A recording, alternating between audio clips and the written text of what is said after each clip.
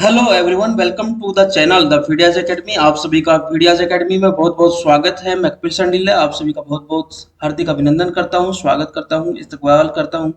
आप सभी की उम्मीद है कि आपकी पढ़ाई अच्छे से चल रही है। और जैसा कि हमने कहा था कि मंडे से ईवीएस और साइंस की क्लासेस दोनों रूटीन में आएंगी, तो ईवीएस साइंस की क्लास है और इस क्लास को हम जो रूटीन में लेके आ रहे हैं आप सबके लिए, और आपकी पढ़ाई से जुड़ रहे हैं। हम भी आपके तरह से रिदम लाने की कोशिश कर रहे हैं।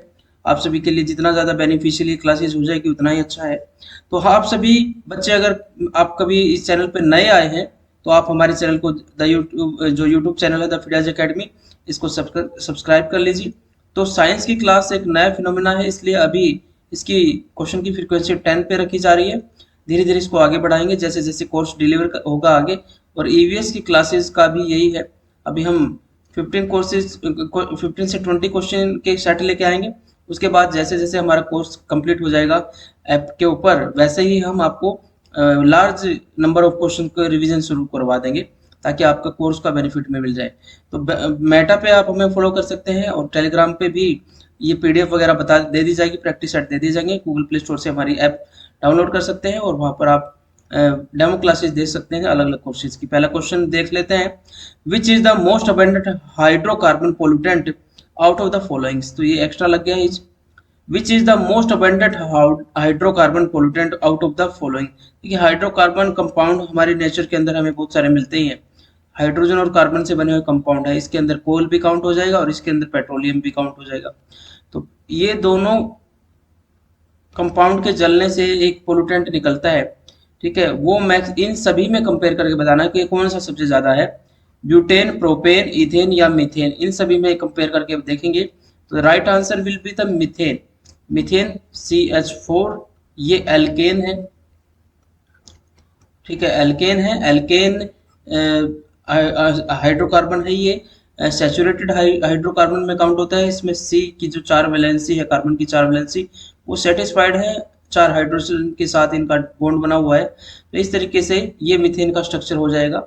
और एक कार्बन अगर यूज होता है तो उसके उसका प्रीफिक्स मिथ हो जाता है। अगर दो कार्बन यूज होते तो वो इथ हो जाता। तो इसलिए मीथेन का स्पेशल हमने बता दिया आपको।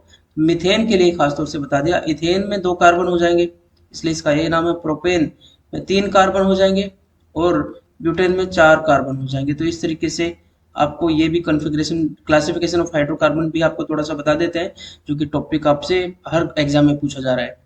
चलिए नेक्स्ट क्वेश्चन देख लेते हैं। नेक्स्ट क्वेश्चन क्या है। Which of the following is not a green house gas. इनमें से कौन सी एक ग्रीन हाउस गैस नहीं है। CO2, CH4, क्लोरोफ्लोरोकार्बन्स और ऑक्सीजन। एक अच्छा क्वेश्चन है, अच्छा क्वेश्चन आपको हेल्प करेगा, काफी चीजें क्लियर होंगी। CO2 तो मेजर गैस होगी सबसे ज्यादा। अगर मैक्सिमम पूछा जाए कि कौन सी गैस कंट्रीब्यूट करती है ग्रीन हाउस गैस के रूप में, ग्रीन हाउस इफेक्ट के रूप में, तो वो कार्बन डाइऑक्साइड है।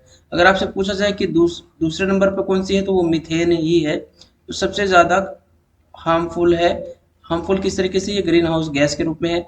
और इसका अगर ज़्यादा स्टोरेज हो जाती है तो एटमॉस्फेयर के अंदर जो ग्रीन हाउस गैसेस की जो थिक लेयर है वो और थिक हो जाती जाएगी, और वो ज़्यादा ज़्यादा एब्जॉर्ब करेगी एटमॉस्फेरिक जो रेडिएशन है, जो लैंड से वापस आए रेडिएशन है, उनको ज़्यादा एब्जॉर्ब करेगी। आप सभी को पता है कि लैंड, हमारा एटमॉस्फेयर जो है ऊपर से गर्म नहीं होता, सूरज की किरणें आती हैं, लैंड से टकराती हैं, लैंड जो है वो गर्म होता है, और उससे लॉन्ग वेवलेंथ की रेडिएशन जो निकलती है उसको ट्रैप कर लिया जाता है। इसके द्वारा CO2 के द्वारा, N2O के द्वारा और CH4 के द्वारा, और इसके अलावा CFC के द्वारा। बहुत सारी गैसेज हैं, इसके अलावा SF6 भी है, ठीक है, सल्फर हेक्साफ्लोराइड। ये आपने कंटेंट कोर्स किया है तो उसमें आपको ये चीज़ें आ गई हैं। बस एक दो चीज़ अगर कोई मिस भी हुई होगी तो वो आपको यहाँ पे कवर हो जाएगी। तो देखिए, क्लोरोफ्लोरोकार्बन्स ये भी है, ये भी है और ये भी है, तीनों ही है। O2 will be not be considered as the green house gas. O2 को हम ग्रीन हाउस गैस नहीं मानते हैं, बाकी सारे के सारे ग्रीन हाउस गैस है। Which is the major source of CO pollution. Carbon monoxide का जो प्रमुख स्रोत जो है पोल्यूशन का, वो कौन सा है। Industrial process, vehicular exhaust, forest fire, volcanic activity. देखिए, कार्बन मोनोऑक्साइड का सबसे ज़्यादा जो मेजर सोर्स है वो वेहिकुलर एग्जॉस्ट है। हालांकि इन सभी चीज़ों से इसका लेना देना है, इससे भी ये कार्बन मोनोऑक्साइड निकलती है, जंगल में आग लग जाए तब भी। इनकम्प्लीट कंबशन जब होता है, इनकम्प्लीट कंबशन अगर किसी हाइड्रोकार्बन का होता है, ठीक है, तो हाइड्रोजन और कार्बन उसके अंदर जुड़े होते हैं, इसलिए उसको हाइड्रोकार्बन कहते हैं। और इनकम्प्लीट जो है मतलब O2 लिमिटेड सप्लाई में हुई है, लिमिटेड सप्लाई में अगर O2 मिलती है तो वो CO2 ना बन के CO ही रह जाता है। और कार्बन मोनोऑक्साइड भी एक पॉइजनस गैस है, पॉइजनस लिविंग बीइंग के लिए, खासतौर से जो फेफड़े जिनके पास हैं, जो लंग्स जिन जानवरों के पास है या इंसान के पास है, तो ये क्या करता है, लंग्स की एक्टिविटी को अफेक्ट करता है। लंग्स की एक्टिविटी क्या है कि यहाँ पर सीओ अगर एटमॉस्फेयर के अंदर ज़्यादा है, लंग्स के अंदर जब ये एयर जाएगी, जब हम ब्रीथिंग करते हैं, तो हीमोग्लोबिन के साथ ये स्टेबल कंपाउंड बना लेता है। Stable compound in comparison to oxygen, ये स्टेबल कंपाउंड बना लेता है और हीमोग्लोबिन की कैरिंग कैपेसिटी, ऑक्सीजन की कैरिंग कैपेसिटी खत्म कर देता है। और इस तरीके से हमारे ब्रेन को जब ये ऑक्सीजन मिलना बंद हो जाता है तो ब्रेन में ऑक्सीजन कम होने की वजह से बॉडी पैरालाइज हो जाती है, इवन हमारा ब्रेन भी पैरालाइज हो जाता है। तो ये हार्मफुल है, इसलिए कहा जाता है कि बंद जो क्लोज्ड रूम में अंगीठी चला के नहीं सोना चाहिए। क्यों? क्योंकि एक रूम है वो क्लोज है, उसमें कोई खिड़की दरवाजे नहीं खुले हैं, तो उसमें O2 जितनी थी वो यूज हो जाएगी। अब लिमिटेड O2 की सप्लाई में क्या होगा, CO2 की जगह CO बनेगी और जो आदमी इसमें सो रहा है उसको ये पॉइजन हो जाएगा और वो मर सकता है। नेक्स्ट क्वेश्चन देख लेते हैं। The green house gas that result from intestinal gases of the ruminant that is cow. तो ये कौन सी ग्रीन हाउस गैस है जो कि जुगाली करने वाले गायों की आंतों की गैसों से उत्पन्न होने वाली कौन सी ग्रीन हाउस गैस है? ये एक अच्छा क्वेश्चन है। ये आपको ये बताएगा कि जो हमारे कैटल्स हैं, मवेशी है, रुमिनेंट जो होते हैं, जो जुगाली करने वाले होते हैं, तो उनके पेट में बनती है एक गैस जो कि ग्रीन हाउस गैस के रूप में मानी जाती है। ठीक है, तो कौन सी है? Nitrous oxide. हम जानते हैं कि हाँ, नाइट्रस ऑक्साइड जो है वो एक ग्रीन हाउस गैस है और एक मेजर कंट्रीब्यूटर है, और इसको लाफिंग गैस भी कहते हैं, लेकिन इस क्वेश्चन का आंसर ये नहीं है। उसके बाद कार्बन डाइऑक्साइड, जी नहीं, कार्बन डाइऑक्साइड भी नहीं है। कार्बन डाइऑक्साइड तो हमारे श्वसन प्रक्रिया, जो ब्रीथिंग प्रोसेस है, उसका एक बाय प्रोडक्ट है। हम ऑक्सीजन लेते हैं, इनटेक लेते हैं और बदले में CO2 छोड़ देते हैं। ठीक है, तो ये इनटेक है, वापस ये फोटोसिंथेसिस से वापस O2 में कन्वर्ट कर दी जाती है। तो ये कार्बन, ये है गैस, तो ये है, but this is not the right answer. Right answer carbon monoxide भी नहीं है। तो सही आंसर है मीथेन। मीथेन का जो इमिशन होता है वो कोल के बर्निंग से भी होता है, लेकिन जहां पर भी वेटलैंड होते हैं, दलदली क्षेत्र होते हैं, धान की खेती की जाती है, वो सभी जगहों पर मीथेन, उसमें चीजें सड़ती रहती हैं पानी के अंदर, तो मीथेन में कन्वर्ट होती रहती है, मीथेन वहां से सिक्रेट होती रहती है। इसके अलावा जो इंटेस्टाइन है, रूमिनेंट जो है, जो काउ, जो जुगाली करने वाले जीव हैं, उनके पेट में भी ये बनती है। ठीक है, तो मीथेन हमारा सही आंसर हो गया और आपको बाकी चीजें भी बहुत सारी पता चली। Which of the following green house gas is present in very high quantity. अब देखिए यहाँ पर है तो कई सारी गैसेस जो कि ग्रीन हाउस गैसेस हैं, लेकिन वेरी हाई क्वांटिटी में अगर देखें एटमॉस्फेयर के अंदर, तो एटमॉस्फेयर का कॉन्फ़िगरेशन आप सभी जानते हैं कि 78% जो हमारी एयर है वो नाइट्रोजन है, 21 के आसपास परसेंटेज राउंड फिगर में ऑक्सीजन है, और थर्ड जो लार्जेस्ट है वो आर्गन है, आर्गन 0.93% के आसपास है।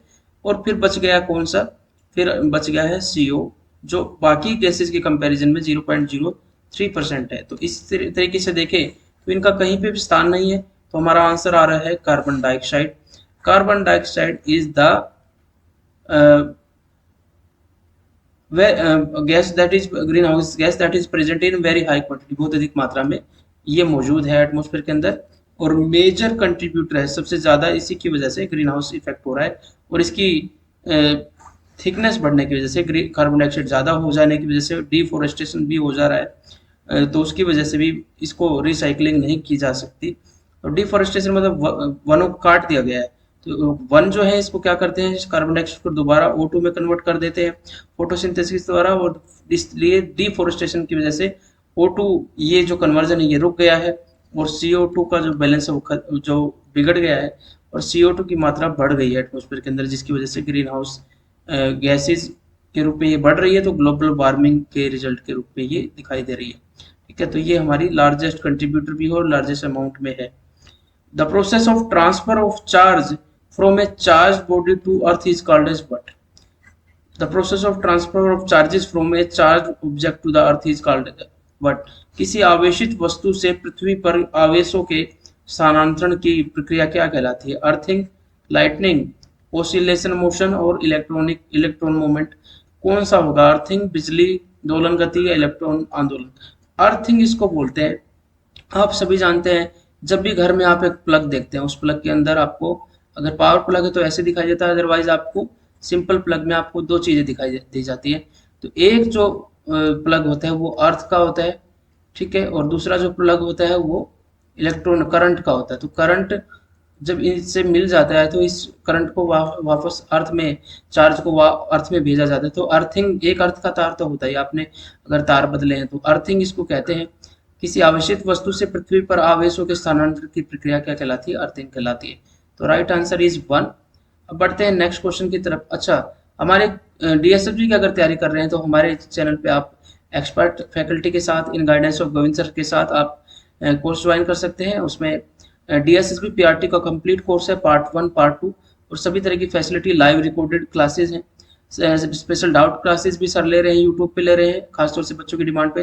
प्रैक्टिस सेट आपको दिए जा रहे हैं, मॉक टेस्ट शुरू हो गए हैं, 2 ईयर की वैलिडिटी है, ठीक है, तो आप एनरोल कर सकते हैं, ठीक है। उसके बाद अगर आप स्पेशली साइकोलॉजी पार्ट 2 की पार्ट बात करते हैं तो फिर से गोविंद सर के गाइडेंस में आप ये सारी फैसिलिटी आपको अवेलेबल होगी। और जनरल पार्ट की ही अगर तैयारी करनी है, पीआरटी वालों को, टीजीटी या पीजीटी किसी के लिए भी, तो उसके लिए पार्ट 1 के रूप में जो है सेग्रीगेटेड कोर्स हमने क्रिएट किया है, आप इसमें एनरोल कर सकते हैं। अगर डीएसएसबी नर्सिंग की तैयारी करनी है तो वी आर अवेलेबल है, आप पार्ट 1 की तैयारी हमारे साथ कर सकते हैं उन्हीं सारी फैसिलिटीज के साथ। अब बात करते हैं केवीएस पीआरटी कोर्स की। KVS PRT course with study experts.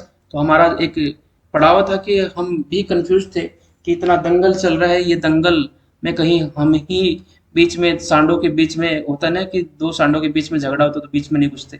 तो बहुत सारे लोग आपस में लड़ रहे थे, कोई कह रहा था कि वैकेंसी आ जाएंगी, कोई कह रहा था नहीं आ पाएंगी। तो हम भी थोड़े से कंफ्यूज थे कि हम क्यों ना वेट कर लिया जाए, हमारी जो सब्जेक्ट कंसर्ट की क्लास है उसके बारे में। तो अब हम बिल्कुल निश्चिंत हैं, किसी को कुछ नहीं पता होता, ठीक है। तो अब हम आगे कभी इस चीज़ पे फॉलो भी नहीं करेंगे, तो इसलिए हमने अपने सब्जेक्ट कंसर्ट पे फोकस कर लिया। अगर आप कंप्लीट कोर्स चाहते हैं तो वो भी ज्वाइन कर सकते हैं यहाँ पर, ईवीएस या साइंस के रूप में, या साइंस और ईवीएस इकट्ठा अगर चाहते हैं तो उस पर भी आप ज्वाइन कर सकते हैं। You are welcome. और आपको क्वालिटी की क्लासेस दी जाएगी, आप एश्योर, मैं आपको एश्योर करता हूँ कि उसमें क्वालिटी होगी और बिल्कुल फोकस्ड होगी, टू द पॉइंट होगी, टॉपिक वाइज होगी, ठीक है। आप सभी, बहुत सारे बच्चे जो यहाँ मेरे से पहले से पढ़ चुके हैं, तो वो प्लीज़ जो नए बच्चे हैं उनको कमेंट में ज़रूर बताएं कि क्वालिटी क्लास में देता हूँ या नहीं देता हूँ, ठीक है। प्लीज़ आप इतना तो ज़रूर कीजिए, क्योंकि आप सभी का भी सपोर्ट हमें चाहिए बाकी बच्चों को भरोसा दिलाने के लिए। चलिए नेक्स्ट क्वेश्चन पे बढ़ते हैं। ग्रीन हाउस गैसेज क्या करती है? ग्रीन हाउस गैसेज कौन सी गैसेज हैं? Greenhouse gases absorb the heat of the sun. क्या ऐसा करती हैं? सूर्य की गर्मी को अवशोषित करती हैं। और ग्रीन इन कलर, ये तो गलत हो गया, ठीक है। आपने देखा है कि एटमॉस्फेयर में CO2 ग्रीन कलर के अलग से दिखाई देती है? बिल्कुल नहीं। Do not absorb heat from the sun, ये भी गलत है। और दे हैव हाई स्मेल, क्या उच्च गंध होती है? बिल्कुल नहीं। तो रंग में हरी भी नहीं होती। तो ये सूर्य की जो गर्मी है ना उसको अवशोषित करती है, ठीक है। ग्रीन हाउस इफेक्ट ही ये है कि किसी कांच के हाउस के अंदर बिना मौसम की चीजें जब गर्मी के लिए जो है सूरज की किरणें तो एंटर करे लेकिन बाहर ना जाए, सेम चीज इस हाउस की तरह ग्रीन हाउस गैसेज हमारे एटमॉस्फेयर में ऐसा ही काम करती है और हमारी पृथ्वी को गर्म रखने में मदद करती है। अदरवाइज हमारी पृथ्वी, जिसका एवरेज टेम्परेचर 15 डिग्री सेल्सियस है, यानी कि पोल्स पे -45 डिग्री होते हुए भी अगर एवरेज निकालें तो हमारा टेम्परेचर एवरेज इतना आएगा। लेकिन अगर ये नहीं होती तो हमारी धरती पे टेम्परेचर एवरेज इतना होता, यानी कि पोल्स और भी ठंडे हो जाते और यहाँ इतनी गर्म चीज़ें ना होती और शायद लाइफ भी पॉसिबल नहीं होती, ठीक है। इन ग्रीन हाउस गैसेज का ये हम पर एहसान मान लीजिए या एक पॉजिटिव इम्पैक्ट है, जब तक इनकी कंसंट्रेशन ना बढ़े तब तक। Deforestation results in what? वनों की कटाई के परिणाम कौन कौन से हो सकता है? देखिए, इंक्रीज रेनफॉल, क्या वनों की कटाई से रेनफॉल ज़्यादा हो जाती है? ये तो गलत बात है, क्योंकि आप सभी जानते हैं कि एक प्रोसेस होती है ट्रांसपीरेशन। ट्रांसपीरेशन में क्या होता है कि पौधों ने अपनी जड़ों से जो एक्सेस वाटर ले लिया था, उस एक्सेस वाटर को ये रिसाइकिल करते हैं पत्तों के माध्यम से, और पत्तों में तो होता है स्टोमेटा, और इस स्टोमेटा के माध्यम से ये 70% जो है वो वाटर, वो लगभग वाटर वेपर के रूप में एटमॉस्फेयर में वापस ट्रांसफर हो जाता है, जो फिर से बादल क्रिएट करेगा और बारिश होगी, ठीक है। तो ट्रांसपिरेशन की प्रोसेस के द्वारा ये रिसाइकल होता है वाटर। तो ये वनों की कटाई हो जाएगी तो वर्षा में वृद्धि नहीं होगी। This is not right answer. Increase in earth temperature, earth का टेम्परेचर क्या इंक्रीज होगा? बिल्कुल इंक्रीज होगा, क्योंकि CO2 का रिसाइकल जो O2 में किया जाता है फोटोसिंथेसिस द्वारा, अब वन कम हो गए हैं तो O2 नहीं, तो CO2 का लेवल इंक्रीज होगा, टेम्परेचर भी इंक्रीज होगा। इंक्रीज इन वाटर लेवल, बिल्कुल नहीं, डायरेक्ट इम्पैक्ट डिफोरेस्टेशन से वाटर लेवल थोड़ी बढ़ेगा। ठीक है। कंजर्वेशन ऑफ सोइल, मिट्टी का संरक्षण कैसे होगा? अगर डिफोरेस्टेशन कर दिया है तो मिट्टी तो सारी बह जाएगी, क्योंकि जो वृक्ष होते हैं वो अपनी जड़ों में मिट्टी को बांध के रखते हैं, और आपने उन वृक्षों को काट दिया तो कैसे हो पाएगा उनका संरक्षण। बढ़ते हैं नेक्स्ट क्वेश्चन की तरफ। The power of an earthquake is expressed on the scale called as what? किसी अर्थक्वेक की पावर कितनी है, वो कितना शक्तिशाली है, वो किस पैमाने पर व्यक्त किया जाता है? यहाँ पर दो चीजें हैं, एक बात है पैमाना, ठीक है, ठीक है, स्केल, और दूसरी बात है इंस्ट्रूमेंट, कौन सा यंत्र यूज किया जाता है। दो क्वेश्चन अलग हैं, इसलिए आपको कंफ्यूज करते हैं। इंस्ट्रूमेंट कौन सा यूज किया जाता है ये नहीं पूछा, यहाँ पर पैमाना पूछा है। तो सिज्मिक स्केल पे, आयरन स्केल पे, या रिक्टर स्केल पे, या लार्ज स्केल पे? देखिए, रिक्टर या रिक्टर स्केल इसको बोलते हैं, इसी पर इसको मापा जाता है। भूकंप की जो शक्ति है वो इस स्केल पर मापी जाती है। नेक्स्ट क्वेश्चन देख लेते हैं। Which instrument is use to measure earthquake? कौन सा इंस्ट्रूमेंट यूज किया जाता है? अब बात आ गई है इंस्ट्रूमेंट की, ठीक है, इंस्ट्रूमेंट की बात आई है, ध्यान रखना। उस इंस्ट्रूमेंट के अंदर एक स्केल यूज किया जाता है, ये भी ध्यान रखना। मान लीजिए ये वो इंस्ट्रूमेंट है और उसमें वो बता रहा है कि भूकंप मापने के लिए ये इंस्ट्रूमेंट यूज किया, और उसमें एक स्केल यूज किया गया जिसका नाम है रिक्टर स्केल या रिक्टर स्केल। तो दैट, देखिए यहाँ पर फिर से कंफ्यूजन के लिए आपको वो चीज देखिए, सीज्मोग्राफ इज द राइट आंसर। यही वो इंस्ट्रूमेंट है जिसके द्वारा भूकंप मापा जाता है, और इसके अंदर यूज कौन सा स्केल किया जाता है? रिक्टर स्केल किया जाता है। पॉलीग्राफ झूठ पकड़ने के लिए एक टेस्ट दिया जाता है, ठीक है, खासतौर से जो इन्वेस्टिगेशन एजेंसी होती है, इंटेलिजेंस की जो फील्ड होता है उसमें इसको यूज किया जाता है पॉलीग्राफ को। या कभी कभी पॉलीग्राफ का यूज कर लिया जाता है, कोर्ट के स्पेशल परमिशन ली जाती है, ठीक है, और उसमें जो खासतौर से जो कल्प्रिट होता है उससे भी परमिशन लेनी होती है, उसकी सहमति के बगैर ये नहीं होता, तो पॉलीग्राफ टेस्ट ले लिया जाता है। ठीक है, तो ये हमारा लास्ट क्वेश्चन था। तो आपको कैसा लगा ये सेशन जरूर हमें बताइए। कल नए क्वेश्चन के साथ हम आपके साथ मौजूद होंगे। तो variety of question topic wise आपके सामने आ रहे हैं। चीज़ों को जैसे जैसे चीज़ें बढ़ेंगी, जैसे जैसे क्वेश्चंस बढ़ेंगे, वैसे ही थियोरटिकल भी चीज़ें आपके सामने पेश की जाएंगी, और अच्छे से हर कंसेप्ट को क्लियर करने की कोशिश की जाएगी, एक गुड रिवीजन देने की कोशिश होगी। कैसा लगा आप जरूर कमेंट करके हमें बताएं वीडियो के बाद। ठीक है, कमेंट आप करते हैं तो वीडियो की ग्रोथ होती है, तो हम चाहते हैं कि आप इतना कंट्रीब्यूट हमारे लिए करें कमेंट करने से। ठीक है, लाइक करें, ठीक है, सब्सक्राइब नहीं किया तो सब्सक्राइब कर लीजिए, और आप शेयर भी कर सकते हैं अगर आपको ये पसंद आया है। ठीक है, अपने नियर डियर, अपने भाई बंधु बहन जो है, जो तैयारी कर रही हैं KVS के लिए या किसी और एग्जाम के लिए, उनको शेयर कर सकते हैं। ठीक है, आपके साथ ये हमारे साथ बने रहने के लिए धन्यवाद। आपका दिन शुभ हो। जय हिंद, जय भारत, खुश रहिए और खूब मेहनत कीजिए।